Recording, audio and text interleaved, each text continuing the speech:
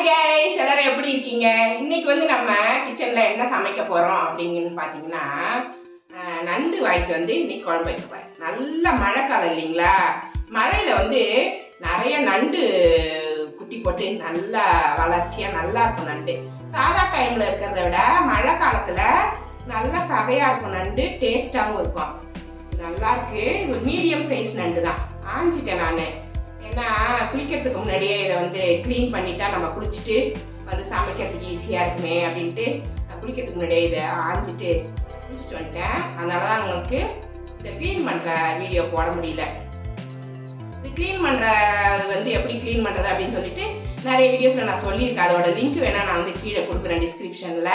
அதை பார்த்து நீங்கள் கற்றுக்கோங்க. ரொம்ப ஈஸி தான். சும்மா அடியில் இருக்கிற ஓடை எடுத்துகிட்டு க்ளீன் பண்ண வேண்டியதான். சூப்பராக இருப்பாங்க. செம்மையாக இருக்கா? மீடியம் சைஸ் நண்டு தான் இன்றைக்கி கிடச்சிச்சு. ஆனால் டேஸ்ட்டாக இருக்கும். அது மீடியம் சைஸ் நண்டு தான், தித்திப்பாக இருக்கும். அதுவும் தெரிஞ்சுக்கோங்க. இந்த ஸ்வீட்னஸ் இருக்கும், நல்லாயிருக்கும். மழை காலத்துக்கு நண்டு சாப்பிட்றது தான் பெஸ்ட்டு. ஏன்னாக்கா உடம்பு வந்து ரொம்ப குளிர்ச்சியாக இருக்கும். தொடர்ச்சியாக மழை பெஞ்சிக்கிட்டே இருக்குது பார்த்தீங்களா? அதனால் உடம்பு வந்து ரொம்ப சில்னஸ்ஸாக இருக்கும். சில்லுன்னு இருக்கும். சளி பிடிச்சிருக்கும். இல்லைனாக்கா எப்போ பார்த்தாலும் ஒரு மாதிரி குளிர்ற மாதிரி ஒரு ஃபீலிங் இருக்கும். அதுக்கப்புறம் நம்ம நண்டு சாப்பிட்டா வச்சுக்கோங்க, உடம்பு நல்லா சூடு கொடுக்கும். சளி பிடிச்சிருந்தாலும் டக்குன்னு போயிடும். ரொம்ப ரொம்ப நல்லது உடம்புக்கு மழை காலத்தில் நண்டு சாப்பிட்றது. சூப்பராக இருக்கும். இன்றைக்கி வந்து நான் நண்டு வந்து கிரேவி மாதிரி தான் வைக்க போகிறேன். ஒரு தேங்காய் பால் நண்டு குழம்பு சூப்பராக இருக்கும். தேங்காய் பால் புழிஞ்சிட்டு அதில் நண்டு கிரேவி வைக்க போகிறேன். செம்ம டேஸ்ட்டாக இருக்கும். இது சாதத்துக்கு சாப்பிட்றதுக்கு ரொம்ப ரொம்ப நல்லா இருக்கும். இன்றைக்கி வந்து நண்டு கிரேவி, தேங்காய் பால் நண்டு கிரேவி நம்ம பண்ண போகிறோம். சூப்பராக இருக்கும் வீடியோ. வாங்க வீடியோக்குள்ளே போகலாம். அதுக்கு முன்னாடி நம்ம சேனலை மறக்காமல் சப்ஸ்கிரைப் பண்ணி வச்சுக்கோங்க. வைக்கிற பெல் ஐக்கானை ப்ரெஸ் பண்ணி வச்சுக்கோங்க. வாங்க வீடியோக்குள்ளே போகலாம். நண்டு குழம்பு வைக்கிறதுக்கு வெங்காயம் எல்லாம் கட் பண்ணி வச்சுருக்கேன். சின்ன வெங்காயம் கொஞ்சம் கட் பண்ணி வச்சுருக்கேன். பெரிய வெங்காயம் எல்லாமே கொஞ்சம் குவான்டிட்டி அதிகமாக வச்சுருக்கேன். ஏன்னாக்கா நான் 2 கிலோ நண்டு வாங்கிட்டு வந்து க்ளீன் பண்ணதுக்கப்புறம் ஒரு 1.5 கிலோ இருக்கும். சூப்பராக நிறைய இருக்குது. அதனால் கிரேவி கொஞ்சம் அதிகமாக தான் வரும். அதனால் சின்ன வெங்காயம் கொஞ்சம் டேஸ்ட்டுக்கு, பெரிய வெங்காயம், தக்காளி ஒரு 5 தக்காளி போடுறேன். ஏன்னா இதுக்கு புளி ஊற்றாத கிரேவி, அதனால் ஒரு 5 தக்காளி கட் பண்ணி வச்சுருக்கேன். புளிக்கு பதில் சூப்பராக இருக்கும் கிரேவி. வைக்கலாமா?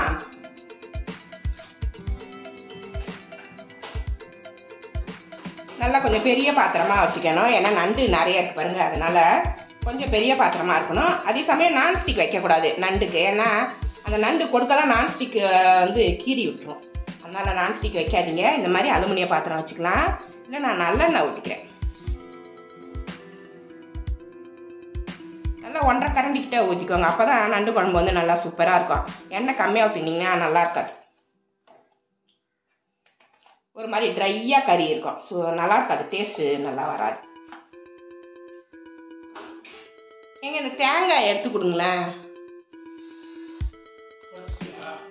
உடச்சி வச்சுருக்கேன். அது ஒரு மாதிரி அன்ஷேப்பில் உடஞ்சிச்சு. இங்கே பாருங்கள், இந்த மாதிரி உடஞ்சிச்சு. இதுக்குள்ளார அந்த கத்தி வந்து போக மாட்டேங்குது. எண்ணெய் நல்லா சூடாயிடுச்சு.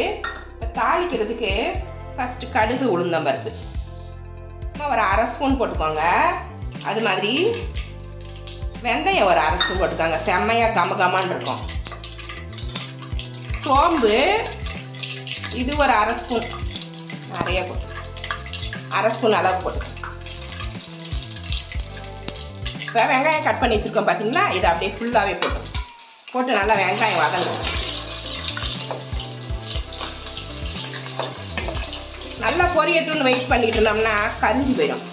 சோம்பெல்லாம் லைட்டாக பொரியும் போதே டக்குன்னு வெங்காயத்தை போட்டு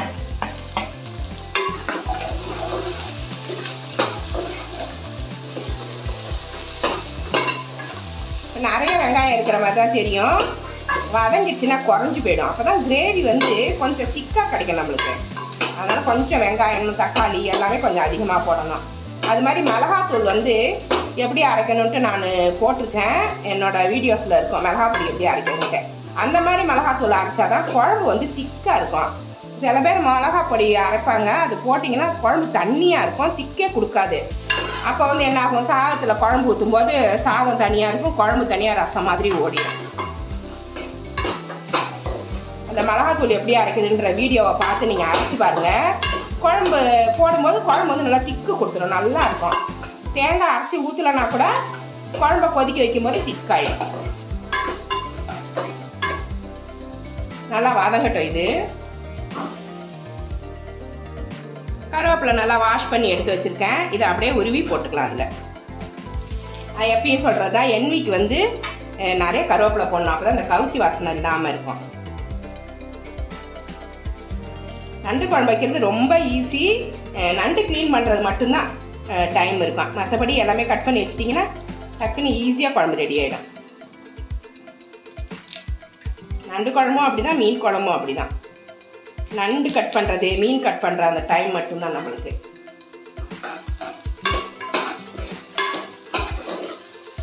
வெங்காயம் வதங்கிறதுக்கு கொஞ்சமாக உப்பு போட்டுருவோம்.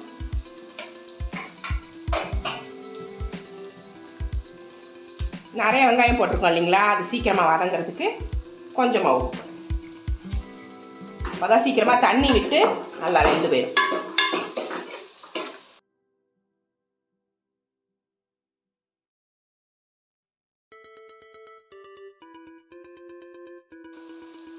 நல்லா வெங்காயம் வதங்கிட்டு இருக்கட்டும். நல்லா ஒரு மூடி தேங்காய், நல்லா பெரிய மூடி ஃபுல்லாக எடுத்து வச்சுருக்கேன். இதை வந்து பால் எடுத்து வச்சுக்கலாம். ஃபஸ்ட்டு ஒரு பால் எடுப்போம் இல்லைங்களா, அது வந்து திக்காக இருக்கும். அது தனியாக ஒரு கிணத்துல எடுத்து வச்சுக்குவோம். ரெண்டாவது பால் அது தனியாக எடுத்து வச்சுக்கலாம். 2 தடவை நம்ம வந்து பால் வந்து வடிகட்டி எடுத்து வச்சுக்கலாம். வெங்காயம் நல்லா வதங்கிடுச்சு. இந்த மாதிரி வதங்கணும். இந்த மாதிரி நல்லா கிளாஸியாக வேகணும். நல்லா பாருங்கள், நல்லா கண்ணாடி பதத்துக்கு வதங்கிடுச்சு. இப்போ வந்து 5 தக்காளி கட் பண்ணி வச்சுருக்கேன். கொஞ்சம் மீடியம் சைஸ் தக்காளி, அதனால் 5 போட்டிருக்கேன். ரொம்ப பெருசாக இருந்தால் கம்மி பண்ணிக்கோங்க. ஏன்னா இதுதான் புளிப்பு, அதுக்கு டேஸ்ட்டு கொடுக்கும். குழம்புக்கு டேஸ்ட்டு கொடுக்குறதே இந்த தக்காளி தான். இப்போ இதுவும் நல்லா குழஞ்சி வேகட்டும். நம்ம வெயிட் பண்ணலாம். தக்காளி வந்து நல்லா சுருங்கட்டும்.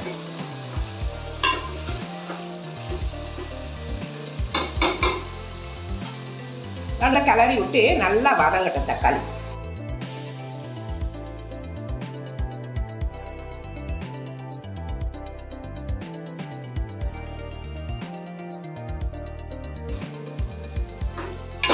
தக்காளி நல்லா வதங்கிடுச்சு பாருங்க. இந்த மாதிரி குழஞ்சி வேகணும். அடி பிடிக்காம அப்பப்போ கிளறி விட்டுட்டு நல்லா இந்த மாதிரி குழைவா வேகணும். நல்லா அப்போ தான் குழம்போட சேர்ந்து வரும். அது நண்டு கிரேவிக்கு இப்படி இருந்தால் தான் டேஸ்ட் கொடுக்கும். அப்படியே முழுசு முழுசாக இருந்ததுன்னா மீன் குழம்புக்கு வேணால் சூட் ஆகும். நண்டுக்கு வந்து மாதிரி நல்லா மசிஞ்சிருக்கணும். நல்லா மசிஞ்சிருச்சு. இப்போ நம்ம மசாலாலாம் சேர்த்துக்கணும். இஞ்சி பூண்டு பேஸ்ட்டு இந்த ஸ்பூனால் ஒரு 2 ஸ்பூன் போடுறேன். எனக்கு 1.5 கிலோ நண்டு, அதனால் நான் அதிகமாக போடுறேன். கம்மியாக வாங்கினீங்கன்னா குறைச்சிக்கோங்க, 1 ஸ்பூனாக. இப்போ 2 ஸ்பூன் போட்டுக்கிறேன்.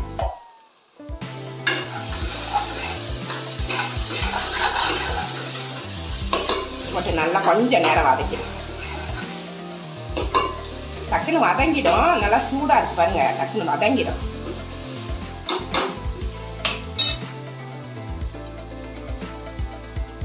மசாலாலாம் சேர்த்து நல்லா ஒரு 1/2 ஸ்பூன் மஞ்சள் பொடி,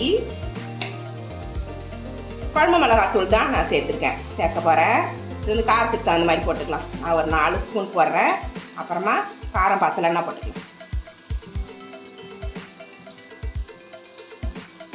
அது மாதிரி இது வந்து பிளைன் சில்லி பவுடர். இது போட்டிங்கன்னா கலர் வந்து நல்லாயிருக்கும். குழம்பு வந்து கொஞ்சம் ரெட்டிஷாக இருக்கும். மிளகாத்தூளை கொஞ்சம் கம்மி பண்ணிவிட்டு இந்த தனி மிளகாத்தூள் கொஞ்சம் போட்டுக்கோங்க. நல்லா ரெட்டிஷாக இருக்கும். இது வந்து சிக்கன் மசாலா, மட்டன் மசாலா, இல்லைன்னா கரம் மசாலா எது இருக்கோ அதுலேருந்து கொஞ்சம் ஒரு 1.5 ஸ்பூன் அளவுக்கு நான் போடுறது. ஒரு கை அளவு தான் இதெல்லாம்.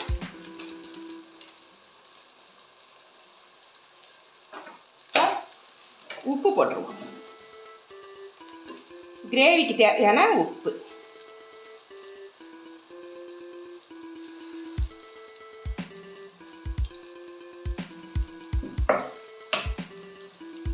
ஸ்டவ்வை வந்து நல்லா சிம்மில் வச்சுட்டு இதை கொஞ்சம் நேரம் அப்படி வதக்கணும்.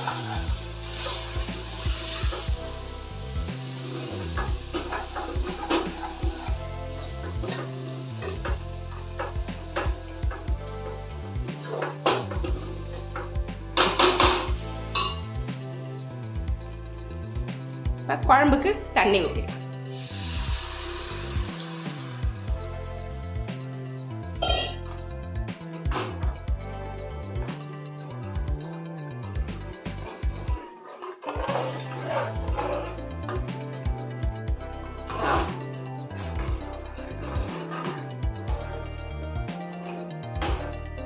கொஞ்சம் திக்காக தான் இருக்குது பாருங்கள். இப்படியே இருக்கட்டும். நம்ம வந்து இப்போ தேங்காய் பால் எடுத்துக்கிட்டு இருக்கேன் பார்த்தீங்க. அதில் 2வது பாலை இப்போ நான் ஊற்ற போகிறேன். இது கொதித்த உடனே தேங்காய் பால் ஊற்ற போகிறேன். நீங்கள் இப்போவே கூட காரம் உப்பெல்லாம் செக் பண்ணிக்கலாம். பத்தலைன்னா போட்டுக்கலாம். அதிகமானால் சரி பண்ணுறதுக்கு இந்த டைமில் நீங்கள் செக் பண்ணிக்கலாம். கிரேவி வந்து கொதிக்கணும். தேங்காய் பால் வந்து இது 1ஆம் பால் எடுத்து வச்சுருக்கேன். ஃபஸ்ட்டு தடவை அரைப்பேன் பார்த்தீங்களா, இது ஃபஸ்ட் டைம் அரைச்சது. இது கொஞ்சம் திக்காக இருக்கும் இந்த பால். இதை தனியாக எடுத்து வச்சிடணும். திரும்ப தண்ணி ஊற்றி 2வது பால் ரெடி பண்ண போகிறேன்.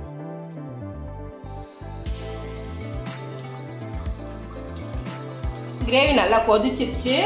நம்ம போட்ட மசாலாலாம் பாருங்கள், இந்த பச்சை வாசனைலாம் போயிட்டு இப்போ நல்லா ஒரு பக்குவமாக வந்துடுச்சு.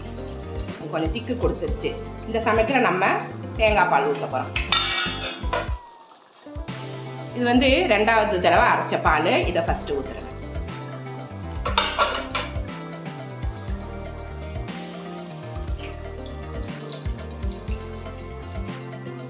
தேங்காய் அரைச்சி ஊற்றினாலுமே டேஸ்ட்டாக தான் இருக்கும். இது கொஞ்சம் வித்தியாசமாக இருக்கும். தேங்காய் பால் நண்டு கறி வந்து இதனால் தேங்காய் பால்லே செய்கிறதால இது ஒரு வித்தியாசமான டேஸ்ட், நல்லாயிருக்கும். இது இடியாப்பத்துக்கெலாம் கூட சூப்பராக இருக்கும். இது இடியாப்பம், இட்லி, தோசை எல்லாத்துக்குமே நல்லாயிருக்கும்.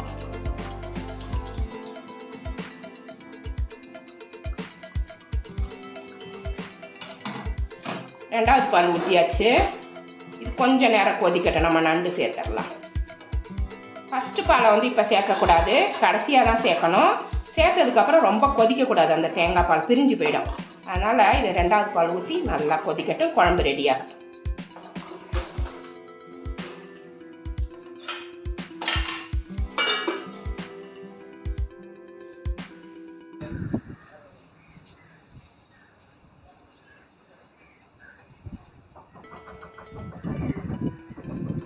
நல்லா கிரேவி திக்காயிடுச்சு. இந்த சமயத்தில் நம்ம வந்து நண்டை போட்டுக்கலாம்.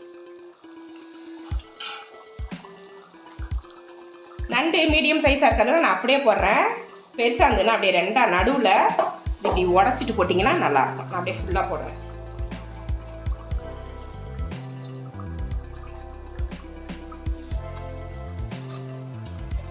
சில சமயம் நான் என்ன பண்ணுவேன், இந்த கொடுக்க பெரிய கொடுக்கு இருக்குது பார்த்தீங்களா, அதை கூட உடச்சிட்டு போடுவேன். இன்றைக்கி என்னமோ தெரியல, ஃபுல்லாக போடணுன்னு ஆசையாக இருந்துச்சு. அதனால் ஃபுல்லாக போட்டுருவேன். கொடுக்க தனியாக உடச்சிட்டு என்ன பண்ணுவேன், அது தனியாக குழம்பு வச்சுருவேன். நடுவில் இருக்கிற இந்த உடம்பை மட்டும் தனியாக எடுத்து வறுத்துருவேன். அது ஒரு டைப்பு, இது ஒரு டைப்.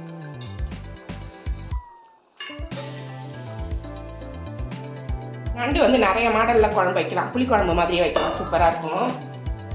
குருமா மாதிரியே வைக்கலாம். இந்த மாதிரி தேங்காய் பால் நண்டு குழம்பும் வைக்கலாம். நம்ம இஷ்டம் தான், நம்மளுக்கு பிடிச்ச மாதிரி அழகாக வச்சு டேஸ்ட்டாக இருக்கும்.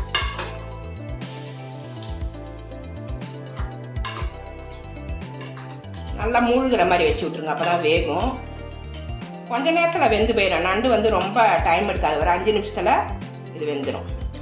உள்ளே இருக்கிற சதை தானே வேகணும், மேலே ஓடு ஒன்றும் அப்படியே தான் இருக்கும். இந்த சதை வந்து ஒரு 5 நிமிஷத்தில் வெந்து போயிடும்.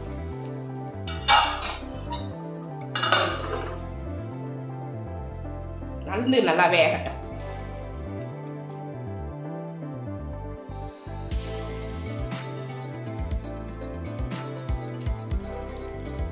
நண்டு சூப்பராக வெந்துருச்சு பாருங்கள். கிரேவியே நல்லா எண்ணெய் மிதக்கி சூப்பராக வந்துடுச்சு. கிளறதுக்கு இந்த மாதிரி கரண்டி வச்சுக்கணும். இந்த குழம்பு கரண்டி வச்சிங்கனாக்கா உங்களால் திருப்ப முடியாது. அது குழம்பு வதக்கிற வரைக்கும் தான் அது யூஸ் ஆகும். இப்போ நம்ம இதால் தான் திருப்பணும். நான் ஈஸியாக இருக்கும்.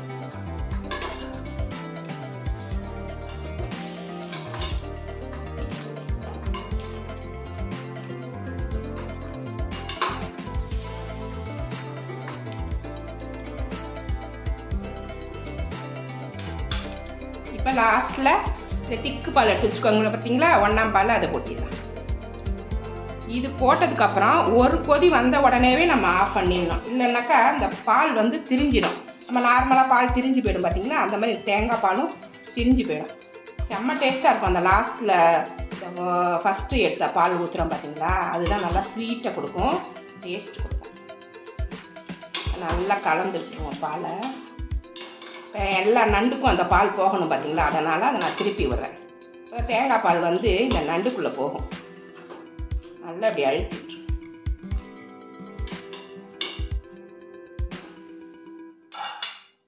சும்மா 1 நிமிஷம் அப்படியே மூடி வச்சிருவோம். ஹையில் வச்சிடலாம் ஸ்டவ்வை. ஒரே 1 நிமிஷம் வச்சிங்கனாக்கா கரெக்டாக இருக்கும். ஒரு கொதி வந்துருச்சுன்னா குழம்பு ரெடி ஆயிரும். செம்ம டேஸ்ட்டாக இருக்கும் இந்த குழம்பு. சாதத்துக்கு ஊற்றி சாப்பிட்டுக்கலாம், இடியாப்பத்துக்கு ஊற்றி சாப்பிடும்போது செம்மையாக இருக்கும், ஆப்பத்துக்கு நல்லாயிருக்கும், இட்லி தோசைக்கும் சூப்பராக இருக்கும். சாஃப்ட் ஐட்டம்ஸ்க்கு எல்லாமே நல்லாயிருக்கும். இட்லி தோசை மாதிரி இந்த சப்பாத்தி பூரி அது மாதிரி இருக்கிறதுக்கெலாம் கொஞ்சம் அவ்வளோவா மேட்ச் ஆகாது. இட்லியில் ஊற்றும் போது என்ன ஆகும், இது வந்து இந்த கிரேவி போயிட்டு அந்த இட்லிக்குள்ளே போயிட்டு நல்லா அப்சர்வ் ஆகிக்கும், சாப்பிட்றதுக்கு செம்மையாக இருக்கும். கொதிச்சிச்சான்னு பார்க்கலாம். சூப்பராக அப்படியே பபிள்ஸ் வந்துச்சு பாருங்கள். போதும், ஆஃப் பண்ணிவிடுவோம். ஆஃப் பண்ணிவிட்டு நல்லா கொத்தமல்லி தழை தூவி இறக்கிடலாம். செம்ம டேஸ்ட்டாக இருக்கும் இந்த தேங்காய் பால் நண்டு கறி, நண்டு கிரேவி எல்லாமே ஒன்று தான். செம்மையாக இருப்பாருங்க, பார்க்கும்போதே எவ்வளோ சூப்பராக இருப்பாருங்க. சரிங்களா, எப்படி இருக்குன்னு சொல்லிட்டு காமிக்கிறேன்.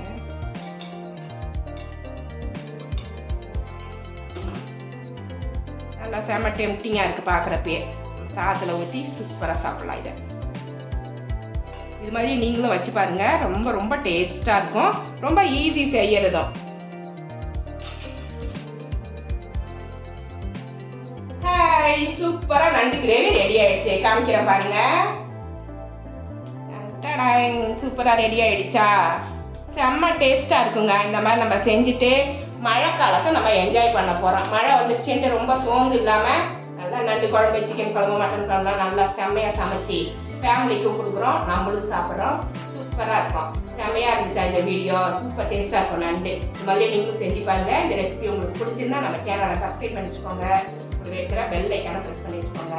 லைக் பண்ணுங்கள், ஷேர் பண்ணுங்கள், கமெண்ட் பண்ணுங்கள். இவ்வளோ நேரம் என்னோட வீடியோவை பார்த்தா எல்லாருக்குமே நன்றி. தேங்க்யூ.